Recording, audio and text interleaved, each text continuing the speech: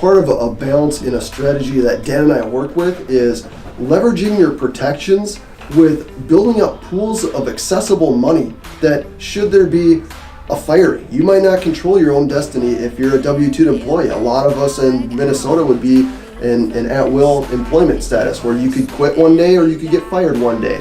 So what happens then?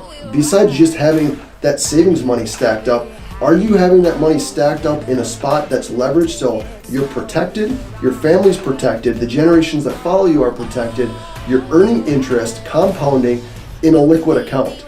That's a lot about the strategy of what we teach, and just the top tier of the protection piece of it from a cash flow standpoint is make sure you have your money there to pay your bills, but don't just have it sitting stagnant, sitting there deflating, being worth less and less every day as our government's printing more and more money. Absolutely. And quick shout out for Facebook. We have 6 viewers right now. Troy, nice to see you guys on. Nick, Chance, I'm glad you guys are on watching. So Dan, let's go with you. Yeah. Cash flow in business. How important is it? Where does it stand?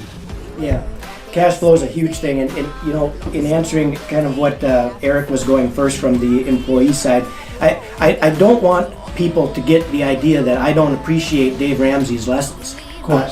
Dave Ramsey does a wonderful job of helping the average consumer. See, his message is to the masses, and I was thinking about this morning. I don't work with the masses. We don't. We want to help anybody who's a listener, but we don't work with the masses. And you know, the realities are, if you want to look at masses, you know that the average person reaches retirement with $55,000 in their savings. That's the average amount. You know, this is a crazy thing. I mean, one of the gentlemen we worked with, he's earning $350,000 a year, and he had a vision for $75,000 of retirement income. And when I said one of them that we did work with, we don't work with him anymore. See, I don't get it. I don't understand how people think that they should retire on less. In fact, I think the whole thing about retirement is goofed up. I agree. I think people that think of retirement as a time where they're going to get to this certain age and they're going to flip the switch and shut it off, I just don't get that mentality.